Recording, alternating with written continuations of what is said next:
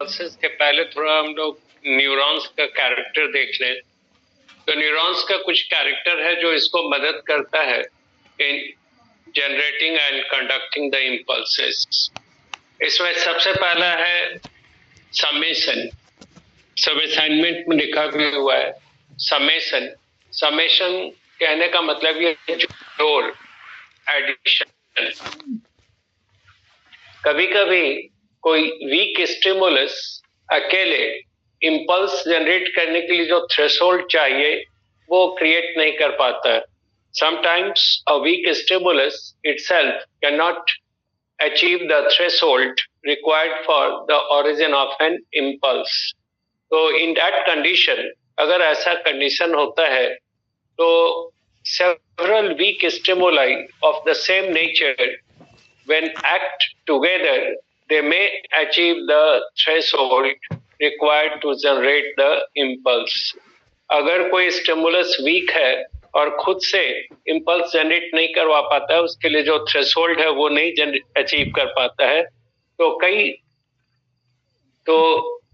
कई week stimuli मिलकर, आपस में मिलकर ये जनरेट करेगा इम्पल्स को, थ्रेशोल्ड को अचीव करेगा। तो इंपॉर्टेंट चीज ये है कि अगर कोई वीक स्टिमुलस स्वयं थ्रेशोल्ड अचीव नहीं कर पाता है जो जरूरी है इम्पल्स के जनरेशन के लिए, तो in that condition several weak stimuli of the same nature together act to achieve the threshold. This condition is called summation. Summation यानी जोड़। तो जब कमजोर स्टिमुलस खुद कोई काम नहीं कर पाता, इम्पल्स जनरेट नहीं करा पाया, डिपोलाइजेशन नहीं करा पाया, तो बहुत सारे वीक स्टिमुलाई उसी नेचर का इम्पल्स होना चाहिए, उसी नेचर का स्टिमुलस होना चाहिए। जब सब मिल जाएंगे तो they will generate the impulse. It is very important character summation. तो समेशन नाम से मालूम हो गया, when a weak stimulus itself cannot achieve the threshold to generate an impulse, then several weak stimuli of the same nature together act to achieve the threshold. दूसरा important चीज है facilitation. Facilitation, पहली बार जैसे कोई न्यूरॉन पोलराइज्ड है, कोई neuron है बिल्कुल शांत है। शांत कहने का मतलब उसमें इंपल्स का ओरिजिन और कंडक्शन नहीं हो रहा है। तो पहली बार जब वो डीपोलराइज होगा, पहली बार जब उसमें इंपल्स जनरेट होगा तो और कंडक्शन होगा, तो उसमें बहुत ज्यादा प्रतिरोध पैदा करेगा। वो न्यूरॉन बहुत ज्यादा रेसिस्ट करेगा, प्रतिरोध पैदा करेगा in origin and conduction of impulses. लेकिन जैसे जैसे एक के बाद दूसरा इंपल्स जनरेट होगा और कंडक्शन आगे बढ़ेगा, the neuron will become normal. It will facilitate the origin and conduction of impulses. तो शुरुआत में जब न्यूरॉन बिल्कुल नॉर्मल है, पोलराइज्ड है, उस समय अगर कोई इंपल्स जनरेट होता है और कंडक्शन होता है तो न्यूरॉन उसके लिए रेडी नहीं है, उसको रेसिस्ट करता है। लेकिन जैसे जैसे ये प्रक्रिया आगे बढ़ती है, ओरिजिन कंडक्शन आगे एक के बाद दूसरा होता जाएगा, तो न्यूरॉन विल बिकम नॉर्मल। अब वो रेसिस्ट नहीं करेगा, प्रतिरोध नहीं करेगा। तो that condition is called facilitation. Facilitate यानी उसको मदद करना।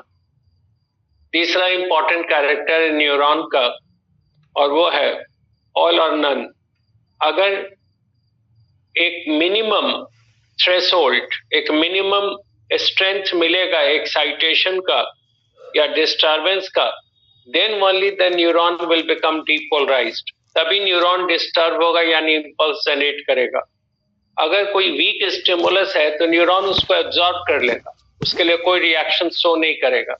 लेकिन वो रिएक्शन तभी शो करेगा जब उसको डिस्टर्ब करने के लिए जो मिनिमम स्ट्रेंथ है स्टिमुलस का वो होना चाहिए। तो this is called all or none. यानी अगर उसको स्टिमुलस का एक मिनिमम स्ट्रेंथ मिला, थ्रेशोल्ड जनरेट करेगा, और नहीं मिला तो वो कोई इंपल्स जनरेट नहीं करेगा। तो ऑल और नन। और एक और इम्पॉर्टेंट चीज है कि न्यूरॉन्स आर इंडिफैटिगेबल। इंडिफैटिगेबल कहने का मतलब है the neurons do not get easily fatigued. Neurons आसानी से नहीं थकता है। जैसे हम लोग कहते हैं कि न्यूरॉन काम कर रहा है तो वो थक गया, ऐसा नहीं होता है। जैसे चल रहे हैं, हम लोग चलते हैं, कोई काम करते हैं तो थकावट महसूस होती है, हाथ पैर दुखता है, तो ये भी तो कह सकते हैं कि न्यूरॉन थक गया, नर्व थक गया। तो उसके लिए एक एक्सपेरिमेंट होता है फिजियोलॉजी में।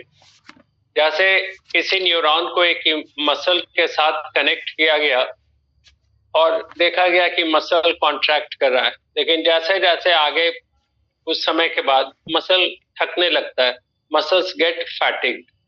अब उसी न्यूरॉन को किसी फ्रेश मसल से अटैच कर दिया जाए तो देखा जाता है फिर पूरी तरह से वो कॉन्ट्रैक्शन रिलैक्सेशन नॉर्मल है। इसका मतलब है न्यूरॉन नहीं थकता है, थकता है मसल। तो आसानी से न्यूरॉन नहीं थकता है, neurons do not get easily fatigable. तो 4 इंपॉर्टेंट कैरेक्टर, पहला है समेशन, दूसरा है facilitation, third is the all or none principle पे काम करता है, और चौथा है ये आसानी से नहीं थकता है, इंडिफैटिगेबल। अब उसके बाद हम लोग इंपल्स का ओरिजिन और कंडक्शन अब डिस्कस कर रहे हैं। जैसे मान लीजिए कि ये कोई न्यूरॉन का हिस्सा है, एक्सॉन, न्यूरॉन का पार्ट है axon, this is the axon, और एक्सॉन का ये मेम्ब्रेन है axolemma, this membrane is axolemma. तो इसके अंदर साइटोप्लाज्म है जिसको एक्सोप्लाज्म कहते हैं, it is axoplasm, cytoplasm is called axoplasm, और बाहर है ईसीएफ, एक्स्ट्रा सेलुलर फ्लूइड है। अब इंपॉर्टेंट चीज ये है कि दोनों में, ईसीएफ में एक्स्ट्रा सेलुलर फ्लूइड और एक्सोप्लाज्म दोनों में 2 इंपॉर्टेंट आयंस हैं, सोडियम और पोटेशियम। यहाँ भी सोडियम है और पोटेशियम है, और यहाँ भी सोडियम पोटेशियम है।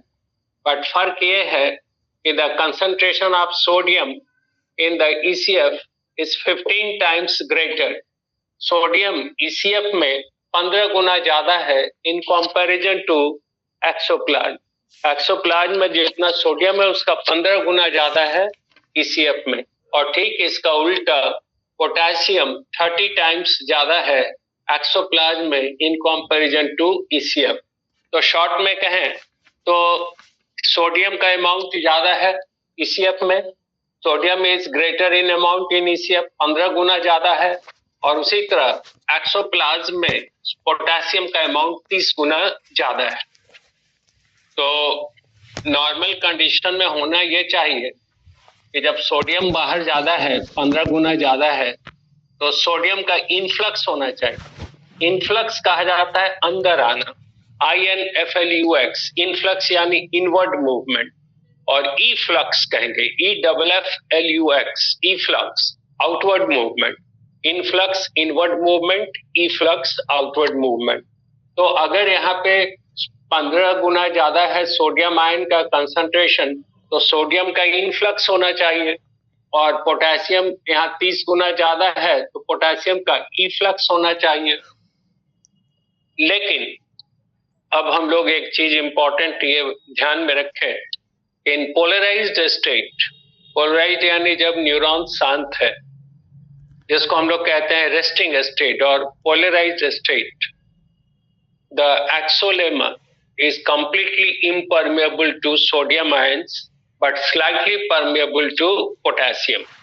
यानी जब मेम्ब्रेन शांत है तो सोडियम के लिए इम्परमेबल है, यानी सोडियम का इनफ्लक्स नहीं होगा, influx of sodium will not happen, लेकिन पोटेशियम का इफ्लक्स थोड़ा होगा।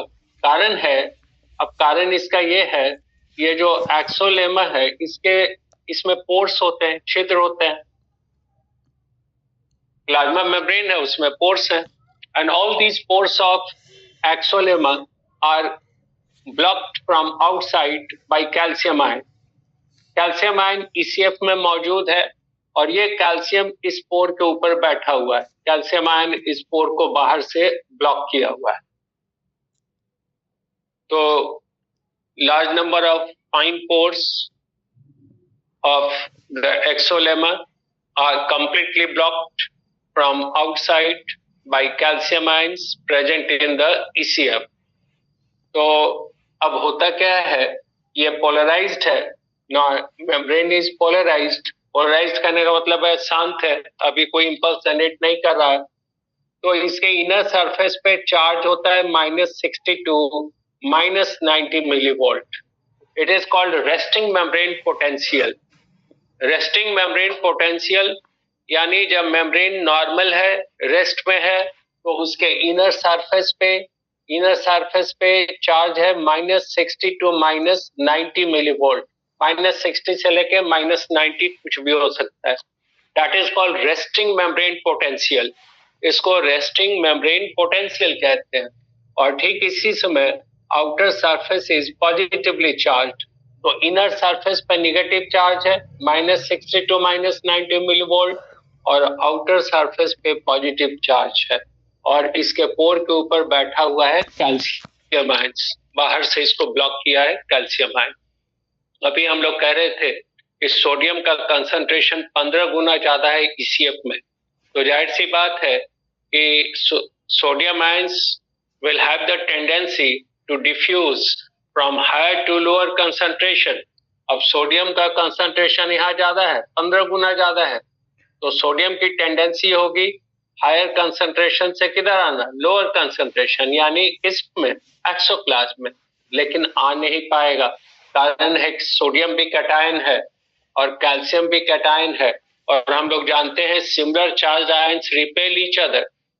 सोडियम अंदर आना चाहेगा, बाहर 15 गुना ज्यादा है, अंदर कम है, तो डिफ्यूज करना चाहेगा हायर टू लोअर कंसंट्रेशन, यानी इन्फ्लक्स होना चाहेगा, लेकिन हो नहीं पाएगा, बिकॉज जैसे ही सोडियम अंदर आना चाहेगा, यहाँ पे पोर के ऊपर, इसको अब हम लोग सोडियम गेट भी कह सकते हैं। Sodium gate, pores of the axolemma are considered as sodium gate, because इसी से सोडियम अंदर आएगा। So all these sodium gates are completely blocked from outside by calcium ion. And calcium ion, sodium ion, both are cation, both will repel each other. और जब नतीजा होगा कि repulsion होगा, तो calcium will further tightly block pores of the axolema. Axolema के पोर को और भी टाइटली ब्लॉक कर देगा, तो influx of sodium ion will be completely checked. Sodium ion का इन्फ्लक्स पूरी तरह से रुक जाएगा। लेकिन जब पोटेशियम आयन बाहर जाना चाहेगा, तो अब फिर यहाँ भी दोनों में रिपल्सन होगा, ये भी कैटायन है, ये भी कैटायन, लेकिन कैल्शियम आयन ऊपर है, तो इसलिए थोड़ा सा हटेगा। जब रिपल्सन होगा तो कैल्शियम पोर से हटेगा और मौका मिलेगा पोटेशियम को बाहर जाने का। तो इसलिए कहते हैं कि in polarized state the axolemma is completely impermeable to sodium ion but slightly permeable to potassium ion. तो ये नॉर्मल कंडीशन है। और हम लोगों ने देखा कि रेस्टिंग मेम्ब्रेन पोटेंशियल यानी नॉर्मल कंडीशन में जो चार्ज है इनर सरफेस पे, दैट इज -60 टू -90 मिलीवोल्ट, इसको कहते हैं थ्रेशोल्ड पोटेंशियल। अब देखिए, जैसे ही किसी भी स्टिमुलस हो गया एनी चेंज और डिस्टरबेंस और excitation in the environmental factor, जैसे ही किसी स्टिमुलस को, किसी एक्साइटेशन को, किसी डिस्टरबेंस को अप्लाई करेंगे इस एक्सोलेमा के ऊपर, axolemma will become slightly disturb.